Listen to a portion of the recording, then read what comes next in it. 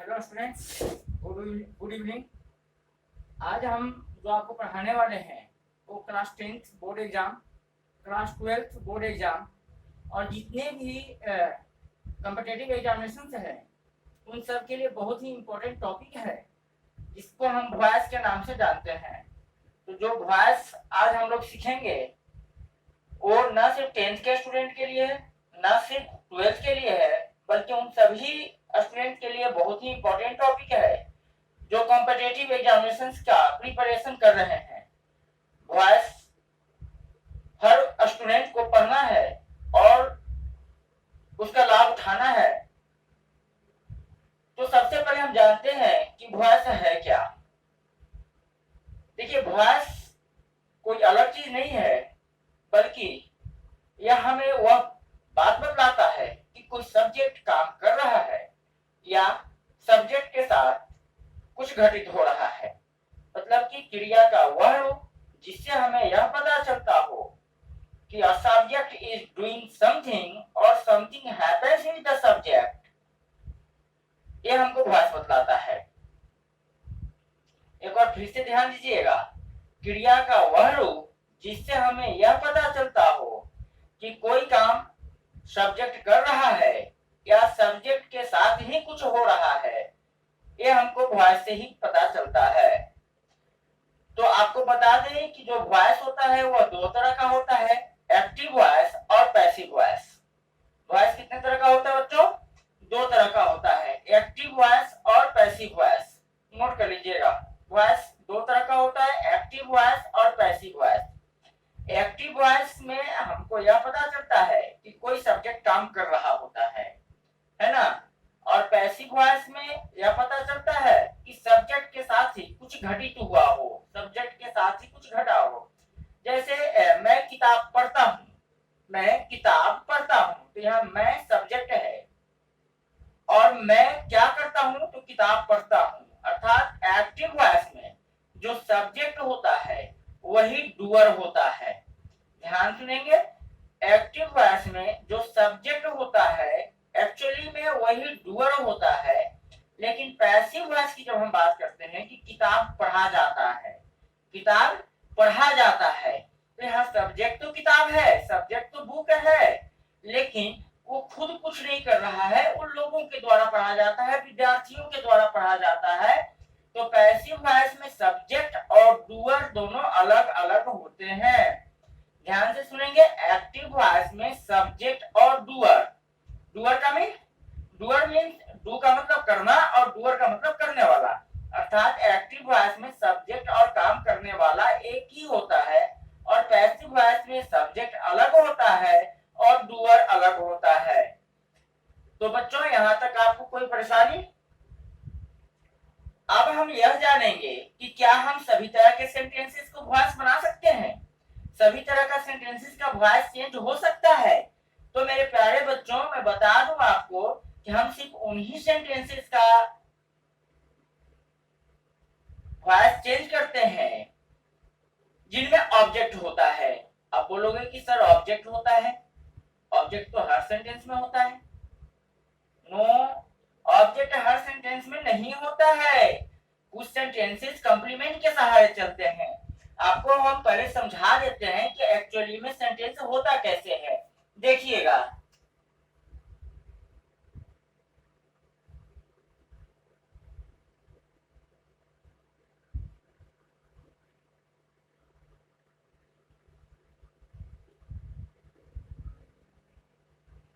अब देखो जी, दो सेंटेंस है, ही रीड्स अ बुक और he reads at night. He reads a book, दूसरा सेंटेंस है ही रीड्स एट नाइट। अब पहली सेंटेंस की हम बात करें तो आप तो जानते हो कि सेंटेंस का कितना पार्ट होता है? दो पार्ट होता है। कितना? दो पार्ट। एक को हम कहते हैं सब्जेक्ट और दूसरा को कहते हैं प्रेडिकेट। अब इस प्रेडिकेट में भी दो पार्ट होता है, एक को हम कहते हैं ऑब्जेक्ट और दूसरे को हम कहते हैं कॉम्प्लीमेंट। अब ये ऑब्जेक्ट क्या है और कॉम्प्लीमेंट क्या है, इसको एक बार समझ लो। देखो, हम डीपली पढ़ेंगे, सिर्फ नॉलेज गेन करना वॉइस के बारे में बहुत छोटी बात होगी। अगर हमको वॉइस सीखना है तो आपको सेंटेंस की जानकारी होनी चाहिए, आपको मेहनत करनी चाहिए। यहाँ पे देखो, अब ही रीड्स अ बुक, वह क्या पढ़ता है, तो वह किताब पढ़ता है ना। किताब पढ़ता है तो किताब की पेजेस चेंज होंगे, किताब जो है वो प्रभावित होगा किससे, वह से। लेकिन वह रात में पढ़ता है, वह दिन में पढ़ता है, वह विद्यालय में पढ़ता है, वो दोपहर में पढ़ता है, या फिर वो ज्ञानदा क्लासेस में पढ़ता है, तो उससे क्या प्रभाव पड़ने वाला है, न दिन को, न रात को, न दोपहर को, न विद्यालय को। तो वो कॉम्प्लीमेंट होता है, सिर्फ सेंटेंस को कॉम्प्लीमेंट करता है, उसको पूरा करता है। लेकिन जो सब्जेक्ट से प्रभावित होता है बच्चे, उसको हम लोग ऑब्जेक्ट कहते हैं, और जिनमें ऑब्जेक्ट होगा हम वॉइस चेंज उसी का करते हैं। तो इधर क्लियर। अब देखो हम करेंगे क्या, हम तो जान रहे हैं कि वॉइस दो तरह का होता है, एक्टिव वॉइस होता है और पैसिव वॉइस होता है। अब एक्टिव वॉइस भी हमको पता चल गया कि जिसमें सब्जेक्ट और डूअर एक हो उसको हम लोग एक्टिव वॉइस कहते हैं, और जिसमें सब्जेक्ट और डूअर दो हो, अलग अलग हो, उसको हम लोग पैसिव वॉइस कहते हैं। अब हम चेंज कैसे करेंगे एक्टिव वॉइस से पैसिव वॉइस, जैसे हम देखते हैं, एक सेंटेंस पहले देख लो, सब्जेक्ट और डूअर क्लियर हो जाएगा। ही टीचेज मी, ही टीचेज मी, और I am taught by him। अब दो सेंटेंस देखेंगे बच्चे। पहला सेंटेंस है ही टीचेज मी, वह मुझे पढ़ाते हैं, वे मुझे पढ़ाते हैं। सेकेंड सेंटेंस है I am taught by him, मैं उनके द्वारा पढ़ाया जाता हूं या मुझे उनके द्वारा पढ़ाया जाता है। अब देखो, वह मुझे पढ़ाते हैं, इस सेंटेंस का जो सब्जेक्ट है वो ही है। ध्यान से समझेंगे, फर्स्ट सेंटेंस में जो सब्जेक्ट है वह ही है, लेकिन जो ही है वही तो पढ़ाने का काम करता है ना। तो यहाँ पे सब्जेक्ट और डूअर एक होता है, ये एक्टिव वॉइस में कहलाएगा। लेकिन यहाँ सेकेंड सेंटेंस में हम देखते हैं कि I am taught by him, तो यहाँ पे सब्जेक्ट तो आई है, लेकिन मेरे प्यारे बच्चों डूअर आई नहीं है। यहाँ डूअर जो है, जो काम कर रहा है, वो कौन कर रहा है, वो हिम कर रहा है। तो यहाँ सब्जेक्ट अलग है और डूअर अलग है, तो ये पैसिव वॉइस होंगे। Is that clear. Active voice में सब्जेक्ट और डूअर एक होता है, पैसिव वॉइस में सब्जेक्ट अलग होता है और डूअर अलग होता है। मेरे बच्चों जो भी पढ़ो, जितना भी पढ़ो, इतना पढ़ो कि उसको पढ़ा सको। जिस दिन आप पढ़ के उसको डिलीवर करते हैं ना किसी और को, उस दिन समझ लो जीके शर्मा खुश हो जाता है, नहीं आज मेरा बच्चा कुछ सीखा है। लेकिन जब आप कंफ्यूज रहते हैं, इसका मतलब या तो आप जीके शर्मा का स्टूडेंट नहीं है, या फिर आपका ध्यान क्लास में नहीं है, आपका ध्यान जीके शर्मा पे नहीं है, तभी आप फ्लॉप करते हैं। नहीं तो अगर जो टॉपिक आपको पढ़ा दिया जाता है, आप उसको दूसरे को पढ़ा सकते हो, उसको बता सकते हो, चलते फिरते टहलते, है ना। इस तरह का माइंडसेट करो कि जब सपना भी देखो तो कोई प्रेमिका ना है सपने में, वॉइस है, नरेशन है, ग्रामर है, आप पढ़ा रहे हो, आप बता रहे हो, इस वर्ल्ड को शिक्षित कर रहे हो, अपने आस पड़ोस को, परिवेश को एजुकेटेड कर रहे हो, एजुकेटेड बढ़ा रहे हो। तो देखो अब हम देखेंगे कि एक्टिव वॉइस से पैसिव वॉइस में चेंज कैसे करते हैं, और वो भी बिल्कुल आसान है। जो टॉपिक हम पढ़ते हैं ना वो भारी या हल्का होता नहीं है, डिपेंड इस बात पे करता है कि आप किससे पढ़ रहे हो, कैसे पढ़ रहे हो, है ना। आप एक ही चीज को कई जगहों से पढ़ते हो, कहीं पे ज्यादा समझ में आती है और कहीं आप बिल्कुल समझते ही नहीं हो। तो जब आप समझ जाते हो आपके लिए इजी है, और जब आप नहीं समझते हो तो कहते हो सर ये टॉपिक टफ है, ये टॉपिक समझ में नहीं आता है, भारी है। कुछ भारी नहीं है मेरे बच्चे, बिल्कुल आसान है। अब देखो एक सेंटेंस के सहारे हम आपको एक्टिव टू पैसिव चेंज करना सिखाते हैं।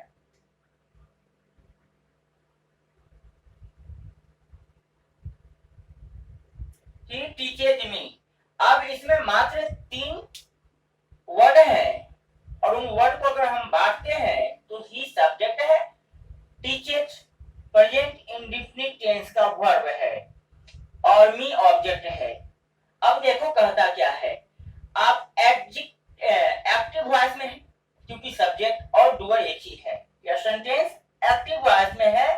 आप बिल्कुल भी ग्रामर नहीं पढ़े हो ना, कभी ग्रामर नहीं पढ़े हो और वॉइस डायरेक्ट पढ़ रहे हो जीके शर्मा के साथ, तो भी आपको परेशानी नहीं होने वाली है। आप वॉइस बना सकते हो। तो देखो, आप सब्जेक्ट और डूअर एक है तो आप कह सकते हो कि सर ये सेंटेंस जो है ना एक्टिव वॉइस में है, क्योंकि इसमें सब्जेक्ट और डूअर एक ही है तो ये एक्टिव वॉइस का सेंटेंस है, जरा सा भी डाउट नहीं रहना चाहिए। अब देखो कहता क्या है कि एक्टिव वॉइस के ऑब्जेक्ट को पैसिव वॉइस का सब्जेक्ट बना दिया जाता है। मेरे बच्चे, एक्टिव वॉइस के ऑब्जेक्ट को, ऑब्जेक्ट कौन है? मी है, पैसिव वॉइस का सब्जेक्ट बना दिया जाता है। तो आप देखो मी जो है वो ऑब्जेक्ट है, इसका मतलब है कि वो ऑब्जेक्टिव केस में है। Is that clear? वो ऑब्जेक्ट है, इसका मतलब है कि वो ऑब्जेक्टिव केस में है। तो मी का या मी को जब हम सब्जेक्ट बनाते हैं तो हम मी का नॉमिनेटिव केस का प्रयोग करते हैं। तो मी का नॉमिनेटिव केस क्या हो जाएगा बच्चे? आई हो जाएगा। क्या हो जाएगा? आई हो जाएगा। Is that clear? मी का नॉमिनेटिव केस क्या होता है? आई होता है। यहां तक तो आपको कोई प्रॉब्लम नहीं होनी चाहिए। मी का नॉमिनेटिव केस क्या होगा? आई होगा। अब देखो कहता क्या है कि एक्टिव वॉइस के टेंस के अनुसार ऑक्सिलरी वर्ब का प्रयोग करते हैं और टेंस के साथ साथ सब्जेक्ट को भी ध्यान में रखेंगे, है ना, क्योंकि as is the captain so is the team, जैसा करता होगा उसके पर्सन और नंबर के अकॉर्डिंग हम ऑक्सिलरी वर्ब का प्रयोग करेंगे। आई के साथ तो हम इज नहीं प्रयोग कर सकते हैं, आई के साथ आर का भी प्रयोग हम नहीं कर सकते हैं। तो इस बात का हम ध्यान रखते हैं कि सब्जेक्ट के पर्सन के हिसाब से, उसके नंबर के हिसाब से हम ऑक्सिलरी वर्ब का प्रयोग करेंगे।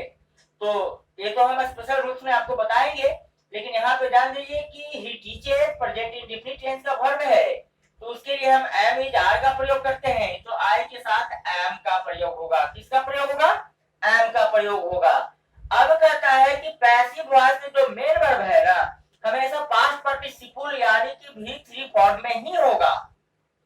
आंख बंद करके V3 लगा देना है, कुछ नहीं सोचना है। जो मेन वर्ब होगा जब हम पैसिव वॉइस बना रहे होते हैं, जब हम पैसिव वॉइस पढ़ रहे होते हैं, तो मेन वर्ब हमेशा V3 फॉर्म में ही होगा। तो टीचर, टीचर का V3 डॉट, उसके बाद क्या करता है बच्चे? बाय। अगर ऑब्जेक्ट है और प्रभावकारी ऑब्जेक्ट है तो हम बाय का प्रयोग करते ही करते हैं। तो आई एम टॉट बाय। अब क्या करता है कि एक्टिव वॉइस के सब्जेक्ट को पैसिव वॉइस में ऑब्जेक्ट बना देते हैं। तो एक्टिव वॉइस का सब्जेक्ट क्या है बच्चे? ही। एक्टिव वॉइस का सब्जेक्ट क्या है? ही। अब इसको पैसिव वॉइस का ऑब्जेक्ट बनाएंगे। Is that clear? क्या बनाएंगे? पैसिव वॉइस का ऑब्जेक्ट बनाएंगे। तो जब ही को हम ऑब्जेक्ट बनाएंगे तो याद तो रखना पड़ेगा ना, मी को सब्जेक्ट बनाए तो नॉमिनेटिव केस, ही को ऑब्जेक्ट बनाएंगे तो ऑब्जेक्टिव केस। तो ही का ऑब्जेक्टिव केस यानी कि ही का ऑब्जेक्ट क्या होगा? तो ही का ऑब्जेक्ट होता है बच्चे हिम। क्या होता है? हिम। तो I am taught by him, simple है ना, बन जाएगा ना। He teaches me, I am taught by him. Is that clear? यही वॉइस है, यही हमको सीखना है। इतना आप सीख जाते हैं ना तो बाकी तो एक वीडियो का और बात है, एक वीडियो जहां आया नहीं कि वॉइस आपका क्लियर है।